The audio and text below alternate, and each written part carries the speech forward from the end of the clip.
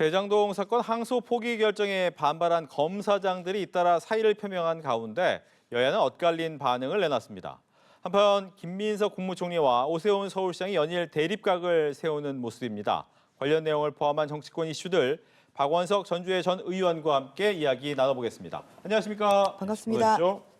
네, 대장동 항소 포기에 반발해서 18명의 검사장 성명을 주도했던 박재혁 수원지검장이 사의를 표명했습니다. 이어서 집단 성명에 참여하지 않았던 송강 광주고검장도 사의를 표명했습니다. 법무부가 항소 포기에 반발한 검사장 전원을 평검사로 전보시키는 방안을 검토한다라는 이런 사실이 알려진 지 하루 만에 있었던 일입니다. 여기에 대해서 어떻게 보시는지 먼저 민주당 쪽 이야기를 듣겠습니다. 일단은 그 검사장들이 느꼈을 압박감이 굉장히 컸을 것 같고요. 그리고 이제 두 분이 그 집단 성명에 참여했거나 네. 혹은 항소 포기 관련해서 검찰총장 대행에게 의견을 표명했던 검사장들 중에 아마 최고참급이라는 것 같아요. 그래서 이 논란이 더 이상 확산되지 않았으면 본인들이 일정하게 고참 검사장으로서 책임을 지고 용퇴하는 이제 그런 결단을 할 테니 더 이상 압박하지 말아달라. 이렇게 정치권에 보내는 메시지가 아닌가 싶습니다. 검찰 조직 내에 뭐 동요나 논란은 여전히 좀 있는 것 같고요. 저는 오늘 그 정성호 장관 출근길 그 기자들과의 문답에 주목을 하는데 네. 지금 우선돼야 할 거는 법무부와 검찰 조직의 안정이다 이런 표현을 했어요. 그 얘기는 어쨌든 지금 여권 일각에서 나오는 이 검사장들에 대한 뭐 전보 조치와 같은 징계성 그런 조치를 취할 의사가 현재로서는 없다라는 뜻을 우회적으로 저는 표현했다고 보고, 그리고 대통령이 지금 이제 해외 순방 중이시잖아요. 네. 이런 상황에서 이 논란을 키우지 않겠다. 뭐 이런 의사도 담겨 있는 것 같습니다. 제가 보기에도 객관적으로 이 논란에 참여한 이 항소 포기 관련해서 검찰총장 대행에 추가적인 설명을 요구한 검사장들의 입장 표명이 항명이거나 아니면 공무원들에게 금지되어 있는 집단횡단이라고 보기에는 좀 무리가 있거든요. 자신들의 직무와 관련돼서 내부 의견 표명을 한 것 정도로 보이기 때문에 이걸 가지고 어쨌든 직무상의 불이익을 주거나 뭐 징계를 하거나 더 나아가서 수사를 하거나 이런 얘기들은 좀 과하다 이렇게 생각합니다. 네, 전주의 전 의원의 이야기도 듣겠습니다. 뭐 전형적으로 이제 그 이의 제기를 하는 검사들의 입막음, 입틀막 하는 그런 모습을 보이는 것이 굉장히 부적절하다고 생각을 합니다. 뭐 얼마 전 여론조사에서도 항소 포기가 적절했냐 부적절했냐 이 부분에 대해서 오히려 적절했다는 그런 의견보다는 부적절했다는 의견이 훨씬 더 높았습니다.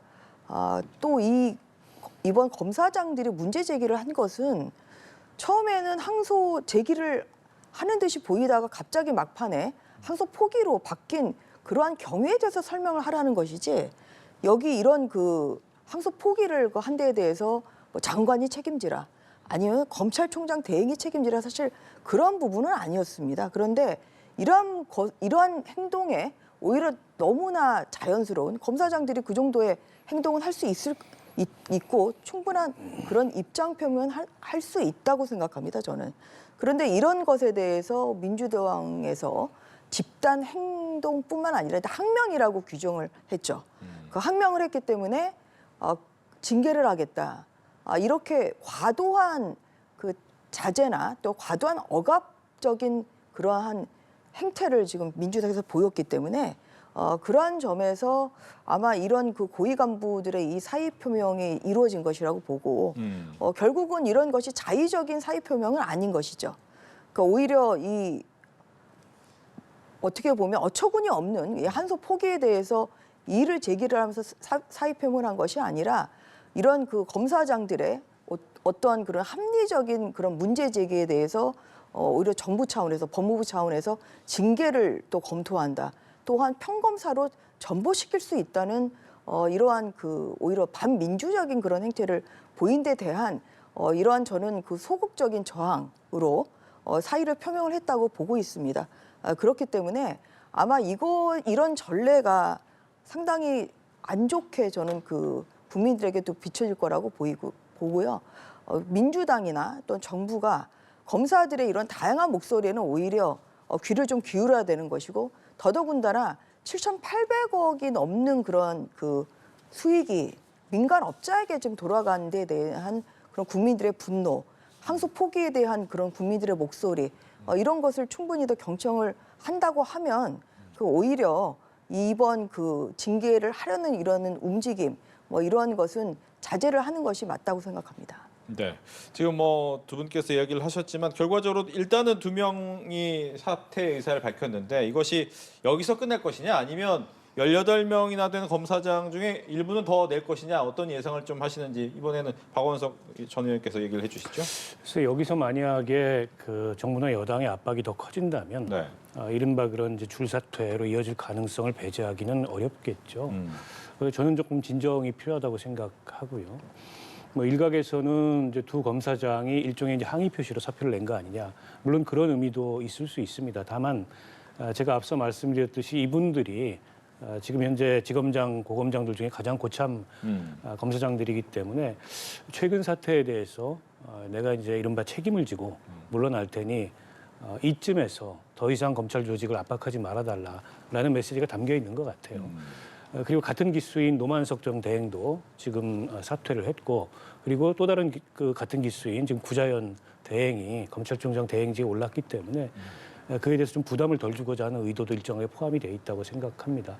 저는 이제 정부 여당에 부탁건데 이걸 가지고 확전할 문제가 아닌 것 같아요. 그러니까 지금 민주당 일각에서는 이런 이제 두 검사장의 용퇴를 두고도 뭐 사표 수리하지 말아야 된다. 공무원법 위반으로 징계해야 된다. 이제 이런 강경한 목소리가 나오는데요. 제가 거듭 말씀드리지만 직무에 관한 의견 표명 물론 집단적으로 하긴 했습니다. 그러나 검찰 내부의 게시판에다가 집단적인 의견 표명을 한 거고 그리고 완곡하게 검찰총장 대행에게 경위와 법리적 근거에 대해 설명을 해달라고 한 거기 때문에 이걸 두고서 공무원법 위반이나 뭐 집단 항명 이렇게 얘기할 계제는 아닌 것 같아요. 그런데다가 이 항소 포기 여론 자체가 여당한테는 정무적으로 좀 부담이 됩니다. 지금 여론이 그렇게 썩 좋지 않고 최근에 또 그 대장동 말하자면 피고인 일당들이 이 추징 보전돼 있는 자신들의 재산을 풀어달라 이런 요구까지 하고 있기 때문에 여론이 더더욱 안 좋거든요. 그런 측면에서 보더라도 이 이슈를 가지고 확전할 필요가 없다. 그리고 검찰개혁은 이미 검찰청법 개정이 돼가지고 내년에 어쨌든 검찰청은 없어지고 공소청으로 바뀌게 됩니다.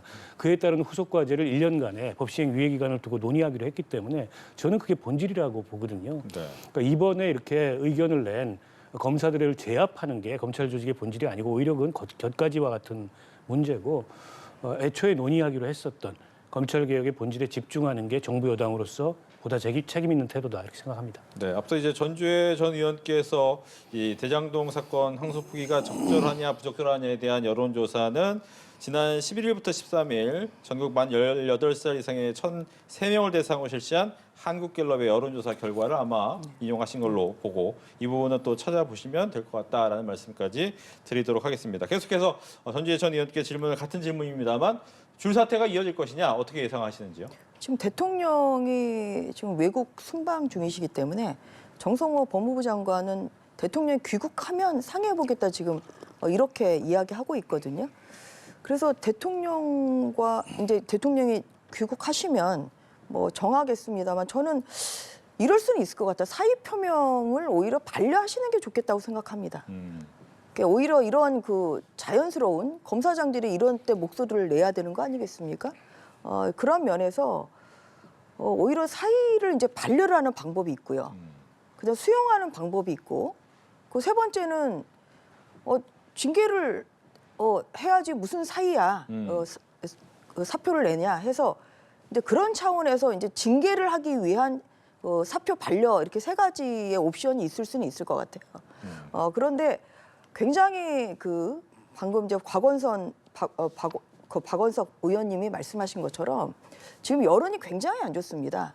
항소 포기뿐만 아니라 이 대장동의 뭐 김만배 씨나 또 정영학 그리고 또 남욱 씨가 이제 추징 보전된 이런 재산에 대한 압류 해제 움직임도 있고 또 본인들이 또 제3자 명의로 취득한 이런 재산을 지금 팔려고 한다. 역삼동 대지를 지금 그 남욱 씨가 부동산 시장에 내놨다. 뭐 이런 것 때문에 결국은 이제 여러 가지 이런 범죄 수익이 환수되지 못하고 이런 민간 업자들의 주머니에 들어가는 것에 대해서 국민들의 분노심이나 또 허탈감이 굉장히 크거든요. 근데 그런 차원에서 검찰의 자연스러운 그런 목소리라고 생각을 하고 그 부분에 대해서 그리고 항소 포기는 잘못한 거 아니겠습니까? 저는 그것을 뭐 법무부나 뭐 여당이나 또 정부에서 이것이 적절했다고 설명하는 것 자체가 저는 더 문제를 또 키우는 것이기 때문에 그런 면에서 저는 검사들이 볼 거예요. 대통령이 귀국하시고 난 다음에 사의를 수용하는지 아니면 반려를 하는지 아니면 징계를 하겠다고 하는 건지 근데 그런 것을 보고 난 다음에 그 다음에 다른 그 성명에 참여했던 검사장들이랄지 아니면은 또 다른 검사들이 의견 표명을 할 것이라고 생각합니다. 그래서 네. 그런 면에서 좀 이런 것을 일회성으로 생각을 하고 오히려 사의를 오히려 반려를 하는 것이 검찰의 안정을 위해서는 더 좋지 않을까 하는 그런 개인적인 의견을 말씀드리는 바입니다. 예. 이렇게 의견을 들어봤는데 일단 여야는 여기에 대해서 굉장히 상반된 입장을 내놨습니다. 그 발언까지 한번 들어보시고 그다음은 이어가도록 하겠습니다. 이번에 집단 항명했던 검사들 중에서는 가장 기수가 높은 그래서 이제 본인들이 아마 자기 딴에는 최고 선임이기 때문에 그거에 대해서 뭐 전체를 끌고 간다는 차원에서 사퇴를 한 것 같은데 저는 이 사퇴는 수리하면 안 된다고 생각합니다. 징계 절차를 밟아서 그 집단 항명에 대해서 그것을 추동한 거에 대한 책임을 좀 져야 된다라는 말씀을 먼저 좀 드리고요. 이번에 이런 집단 항명은 명백히 국가공무원법 66조의 위반이거든요. 이번에 그 집단 행동을 한 것에 대해서는 법 개정 이전이라도 그 법무부에서 할 수 있는 조치들은 다 해야 된다. 저는 그렇게 생각합니다. 부당하다고 생각을 해요. 어떻게 이런 부당한 결론을 내리게 됐는지 밝혀달라고 했는데 그에 대해서 권력자본 측에서 파면을 하네, 쫓아내네, 강등을 하네 이러니까 더 이상 이 검찰에서 몸을 담으면서 치욕을 당하지 않겠다라고 해서 이제 지금 사퇴를 하는 것이죠. 검사들을 압박하기 위한 수단으로 여러 가지를 동원하고 있는데 지금 이제 검사장들을 평검사로 강등시키겠다고 하고 있지 않습니까? 저는 그것은 하리라고 봅니다. 조선시대 연산군이 다시 등장하는 것 아닌가 싶을 정도로 이 폭력적이고 폭압적인 정권이라고 생각합니다. 네. 박원석 전 의원의 이야기와 좀 다르게 좀 강경한 입장이 좀 민주당에서 많이 나오고 있습니다. 지금 보니까 징계 얘기까지 나오지 않습니까? 이건 어떻게 해야 됩니까? 제가 거듭 말씀드리지만 좀 과합니다. 그러니까 여당 내부의 뭐 기류, 감정 상태 이거는 알겠는데 저렇게 해서 이 문제를 저는 오히려 풀 수 없다고 생각하고 이제 역풍을 자초할 가능성이 높다고 보고요. 앞서 그 김현정 민주당 대변인인가요? 국가공무원법 66조를 거론을 했는데 국가공무원법 66조는 정확히 이렇게 써 있습니다. 공무원은 노동운동이나 그 밖의 공무 외의 일을 위한 집단 행위를 하여서는 아니 된다. 이게 이제 1항에 써 있거든요. 그러니까 지금 이 경우에 해당하지 않아요. 공무 외의 일을 위한 집단 행동이라고 보이지 않습니다. 이게 항소라는 거는 공소유지를 위한 검찰의 아주 핵심적인 업무입니다. 그 업무에 대해서 일반적인 경우하고 다른 결정이 내려졌기 때문에 그 경위나 근거에 대해서 조금 더 결정권자께 설명을 해달라라는 요구를 한 거예요. 이거를 공무 이외의 일을 위한 집단 행동이라고 본다는 것 자체가 과도한 이제 법 해석이고 그리고 이제 항명이라는 표현을 자꾸 쓰는데 명령이 있어야 이제 항명이 성립되는 거 아니겠습니까? 그러나 이제 항소 포기라는 거는 법무부 장관의 이 수사 지휘도 아니었고 그다음에 명령도 아니었다. 누구도 명령하지 않았다 이렇게 얘기를 하는데 이제 항명이라는 기준을 들이대는 것도 좀 어색하다고 보고 물론 이제 왜 검사들이 지난 정권 때 그 수많은 부조리한 일들이 있었는데 그에 대해서는 입도 뻥끗하지 않다가 이렇게 자신들의 유불리에 따라서 일종의 이제 선택적인 그런 정의를 내세우고 이중잣대를 들이우냐라는 비판은 좀 충분히 할 수 있다고 봐요. 근데 그건 이제 비판의 영역이지 그걸 가지고 징계 수사 무슨 처벌 불이익 이런 영역은 아니라는 거죠.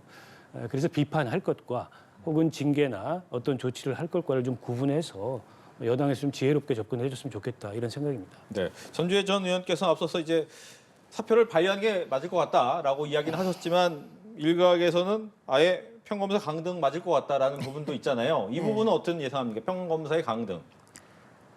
그 방금 박 의원님이 얘기하신 것처럼 오히려 역풍이 더 불 겁니다.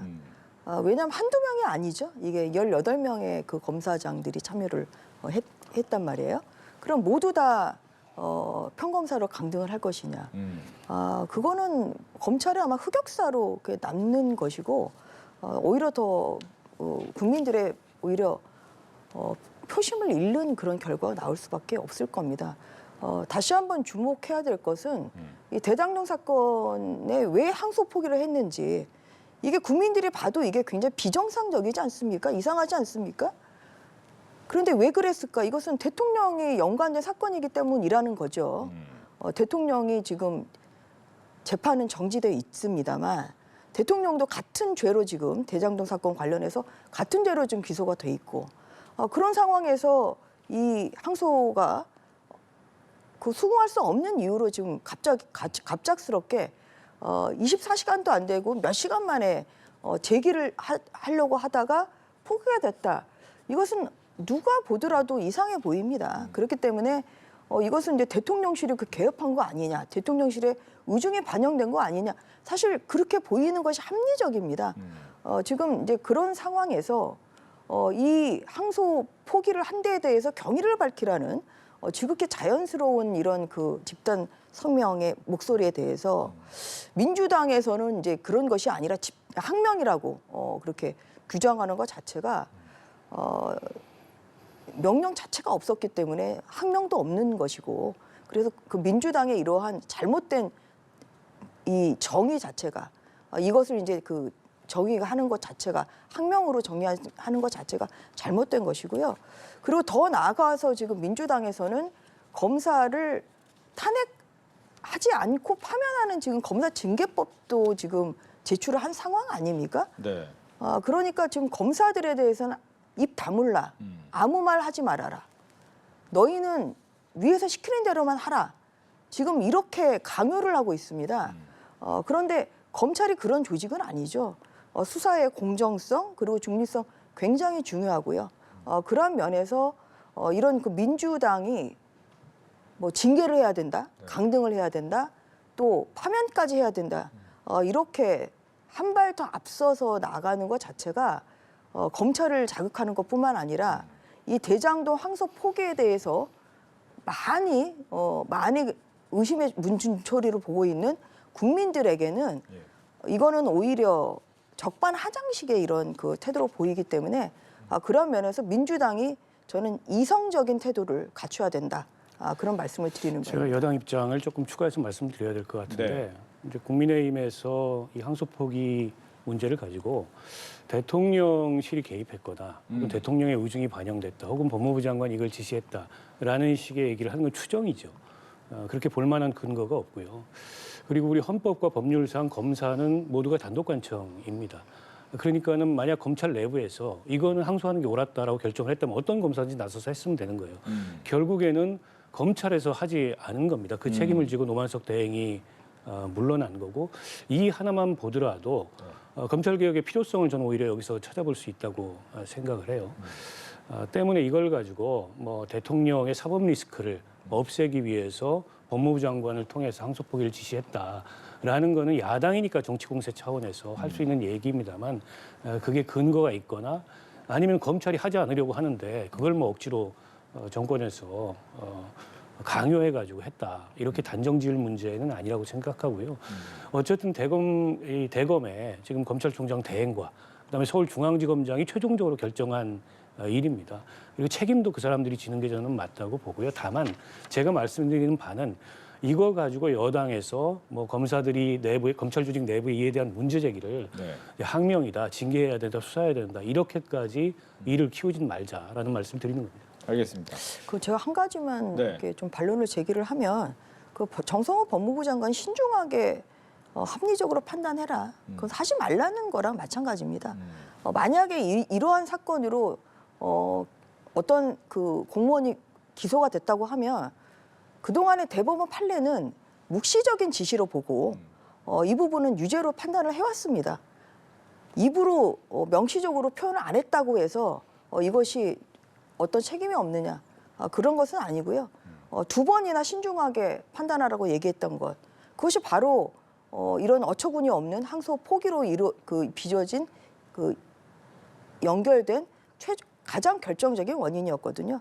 그러한 면에서 국민의힘에서는 법무부 장관 또한 차관도 굉장히 책임을 져야 된다고 주장을 하고 있는 것이고 그것을 지금 국정조사로 그 경위를 파악하자 이렇게 주장을 하고 있기 때문에 민주당에서도 이 부분에 대해서 아무런 문제가 없고 네. 본인들이 잘못한 것이 없다고 생각을 하면 국민의힘의 이 국정조사 요구에 응하는 것이 더 합리적이라고 생각합니다. 알겠습니다. 국정조사 얘기는 뒤에서 한 번 더 할 텐데 일단 뭐 검사들의 이 문제가 기본적으로 일반 시민들한테 다가오는 것은 과연 범죄 수익을 그럼 우리가 회수할 수 있는 거야라는 질문이 가장 합리적인 질문이 되겠잖아요. 근데 보니까 이제 남욱 변호사 같은 경우에도 이 보전 처리 이거 해제해달라고 얘기한 걸 보면 이걸 과연 어떻게 해석을 해야 되느냐라는 생각을 가장 많이 하게 됩니다. 여기에 대한 이야기를 좀 듣겠습니다. 그러니까 이제 우려했던 바가 현실로 나타나고 있는 거죠. 어떻게 보면은 이 대장동 일당들에 의해서 전 국민이 지금 보이스피싱을 당한 이제 그런 상황이고 공권력이 그거를 좀 방관한 이런 모양새가 취해졌단 말이죠. 물론 이제 검찰이 청구했던 7,400억 전부가 범죄 수익이라고 단정 지을 수는 없습니다. 1심 판결에서도 그중에 일부만을 범죄 수익으로 받고 또 그중에 일부만을 이제 이 몰수 추징 그렇죠. 판결을 내렸는데요. 네. 결국 그로 인해서 애초에 검찰에서 청구할 때 1,010억의 몰수 추징 청구를 받았던 남욱 변호사 같은 경우에 남욱 그 피고인 같은 경우에 영원이 됐습니다. 영원이 되자마자 추징 보전 명령을 통해서 묶여 있던 자신의 재산을 풀어달라. 그렇지 않으면 뭐 국가를 상대로 소송을 내겠다. 뭐 이런 식의 적반하장격의 입장을 보이고 있어서 지난 항소포기 결정이 잘못된 결정이라는 거를 국민들로 하여금 다시 한번 느끼게 하는 그런 상황이 아닌가 싶은데요. 이제 뭐 돌이킬 수는 없습니다. 항소는 포기했기 때문에 다시 항소할 수 있는 방법은 없고 네.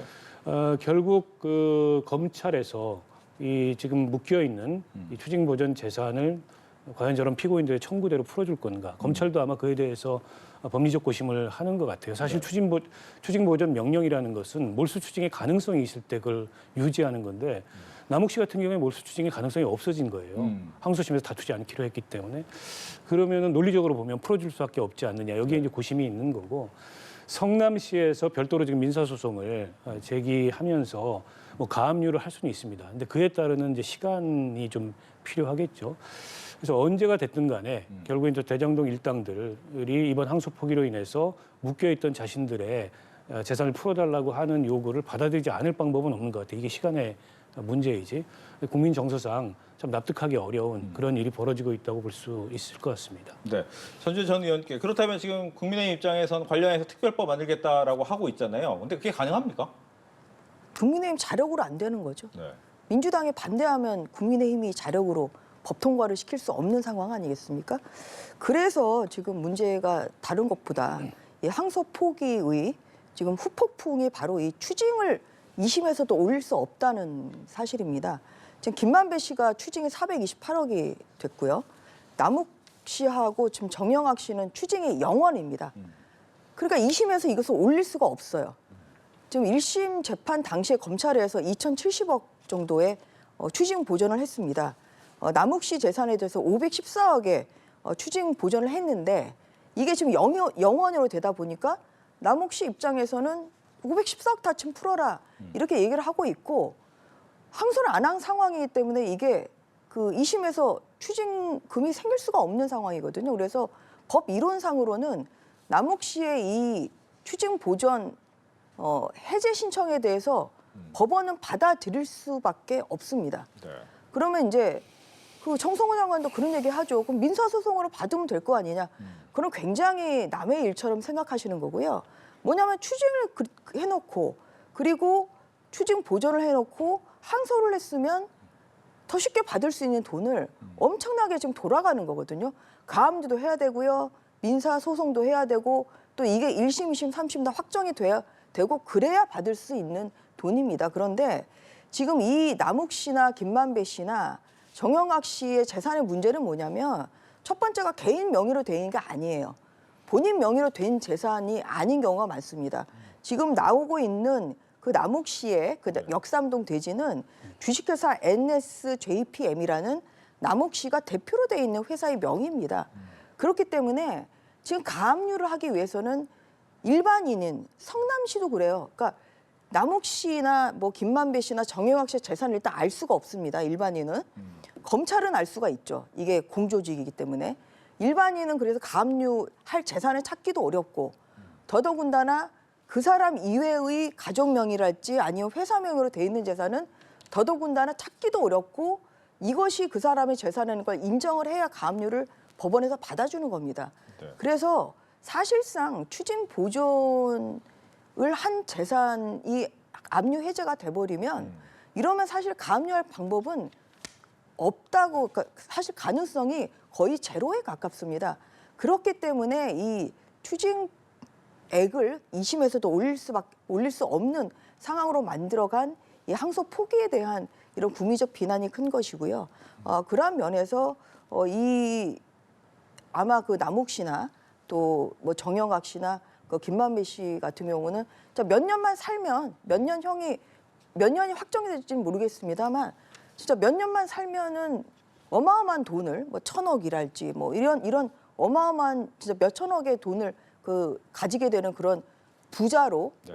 평생을 살 수 있는 이런 상황이 되기 때문에 그러한 면에서도 이것은 국민의 법 감정에 굉장히 거스르는 그런 결과가 지금 나오는 거 아닌가 싶습니다. 알겠습니다. 이제 다음 주제로 넘어가겠습니다. 김민석 총리가 오세훈 서울시장의 역점 사업인 종묘앞 재개발 또 한강 버스에 이어 감사의 정원 여기 광화문 광장에 있죠. 연일 제동을 걸고 있습니다. 김 총리와 오 시장 간의 공방 여야도 가세하고 있는데 관련 발언 들어보겠습니다. 주택 공급 속도를 높이겠다며 야심차게 추진한 주택 정비 정책인 신통기획이 사실상 불통기획으로 드러났습니다. 착공에 들어간 곳은 불과 2곳에 불과합니다. 주택 착공을 사실상 전무한 상태입니다. 총리의 책무라 하면 국정을 운영하고 민생을 살피며 돌보아야 하는 겁니다. 그러나 김 총리는 매일같이 종묘 앞 세운 4구역부터 한강버스, 6.25 참전국을 기리는 감사의 정원까지 서울시의 정책이 있는 곳만 쫓아다니며 오세훈 시장 흠집내기에만 몰두를 하고 있습니다.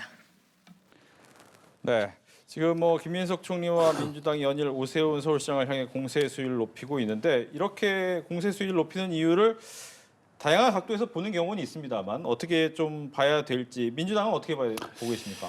아무래도 이제 지방선거가 가까워져 오기 때문에 여러 정치적 해석이 따를 수밖에 없다고 보는데요. 근데 이제 총리는 이제 대통령을 보좌하면서 국정 전반을 통할하는 역할을 하기 때문에 각 부처 간의 업무 조정도 하게 되고 또 이견이 있는 그런 이슈에 대해서 조정도 하고 때문에 지금 서울시의 저런 현안들에 대해서 총리가 메시지를 내거나 또 현장을 나가거나 개입을 못할 건 아니라고 봅니다. 그러나 매우 공교롭게도 최근에 이제 서울시가 역점을 두고 추진하고 있는 사업들이라고 볼 수 있겠죠. 그 사업들에 대해서 연일 이제 총리가 의견을 내다 보니까 내년 지방선거를 의식해서 오세훈 시장에 대한 일종의 이제 여권의 견제를 이제 김 총리가 대표해서 하고 있는 거 아니냐, 뭐 이런 식의 해석이 나오는 것 같아요. 근데 김민석 총리는 여러 차례 내년 그 지방선거에 출마할 의사가 없다라는 걸 표명했고 아주 최근에도 거의 반공개적으로 그런 의사 표명을 했어요. 때문에 지금까지는 뭐 저게 이제 서울시장 출마용 일종의 이제 뭐 기반 다지기 이렇게 보는 건 좀 무리한 해석이라고 보고요. 그보다는 지금 야권의 어떻게 보면 거의 유일한 서울시장 후보이기도 하고 여야의 여러 이제 출마 예상자들을 다 합쳐놔도 네. 오세훈 시장이 앞서가는 후보이기 때문에 그에 대한 일종의 이제 포괄적인 의미의 견제 뭐 이런 게 담겨 있는 게 아닌가 싶고요. 또 한 가지는 최근 들어서 이제 논란이 되고 있는 종묘라든지 또 뭐 감사의 정원 사업이라든지 이게 시민사회나 혹은 문화계나 뭐 혹은 학계나 여기서 강력한 반대가 있는 혹은 지적이 있는 그런 이슈입니다. 그렇다 보니까는 아무래도 그런 이제 시민사회나 학계하고 어떻게 보면 좀 친화력을 갖고 있는 현 정부에서 그런 사업들에 대한 우려를 표명하는 측면도 있는 것 같습니다. 다만 이제 이에 따른 여러 가지 정치적 해석이 계속 나오기 때문에 제가 보기에는 이 김민석 총리가 계속해서 오 시장이나 혹은 서울시의 사업에 대해서 이제 이런 방식의 문제 제기를 이어가는 건 좀 부담스럽다라고 보이고요. 적절하게 좀 관리를 할 필요가 있다고 생각합니다. 예, 국민의힘. 지금 국민의힘 서울시 의원들이 오늘 그 성명을 냈습니다. 방금 뭐 영상으로도 나왔는데요. 이것은 그 국무총리로서의 행보가 아니라 오히려 민주당의 선대위원장 같은 이러한 그 행보이다. 그래서 이것은 노골적인 관권 선거 개입이기 때문에 중앙선관위에 조사를 해달라 이렇게 조사 촉구를 하는 오늘 성명을 배현진 의원을 비롯한 서울시 국민의힘 의원들이 오늘 발표를 한 바 있습니다. 누가 봐도 과도하지 않습니까? 지금 세운상가 그 관련해서 대법원 판결도 좀 확정이 돼 있는데 결국은 종묘 앞에 있다는 이유로 지금 세운상가 개발을 계속 좀 브레이크를 거는 이러한 좀 행보를 김인석 총리가 앞장서서 지금 하고 있는 것이고 또 최근에 있었던 뭐 한강 버스가 물론 또 어떤 그런 그 운행에 있어서 문제가 있긴 했습니다만 또 한강 버스 선착장도 가고 또 어제는 감사의 정원에 대해서도 또 그 현장까지 가서 거기에 대한 오히려 반대의 표시를 하는 그런 행보를 계속 보이기 때문에 이것이 너무 지금 며칠 사이에 이루어지는 거라 이것은 뭐 김인석 총리가 서울시장에 뭐 관심이 있는지 없는지를 떠나서 일단 국무총리로서는 적절한 행보는 저는 아니라고 생각합니다. 그래서 왜냐하면 이제 서울시에서 자체적으로 자율적으로 할 수 있는 부분이 있는 것이고 그렇기 때문에 이게 이제 지방자치단체의 자율성도 존중을 해야 되는 것이죠.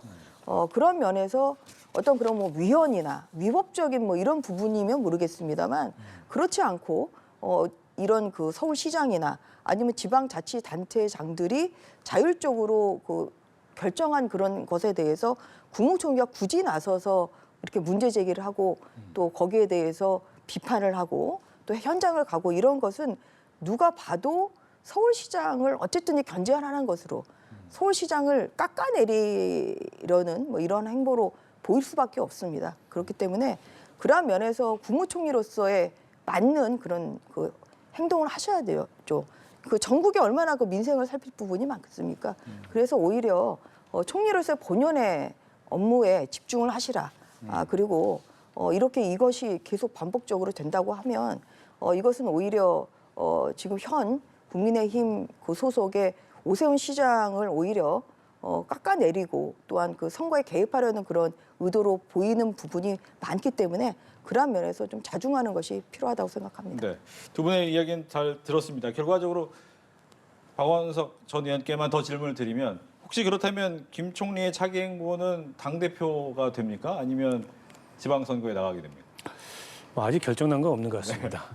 그러니까 뭐 지금은 어쨌든 총리 직무를 하고 있기 때문에 다음 행보에 대해서 어떤 뭐 단서를 김 총리 스스로 이렇게 제공하거나 혹은 그걸 내비치거나 하는 건 부적절하다고 보고요.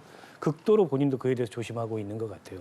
다만 이제 당 안팎의 민주당 안팎의 해석을 보면 아무래도 본인이 공개적으로 밝힌 바도 있고 서울시장보다는 다른 의중을 갖고 있는 거 아니냐. 그리고 비공개 자리에서 뭐 그런 의견 표명을 했다라는 얘기도 들려요. 뭐 사실인지는 모르겠습니다만 때문에 지금 저런 행보도 내년에 어쨌든 서울시장 선거가 꼭 아니더라도 이 당권 도전에 있어서도 김 총리로서는 존재감을 당 안팎에 보일 수 있는 그런 행보로도 해석할 수가 있거든요. 뭐 상황을 지켜봐야 되겠습니다만 네. 아직까지 뭐 다음 행보가 뭐가 될 거다라고 단정하기 좀 이른 시기가 아닌가 싶습니다. 알겠습니다.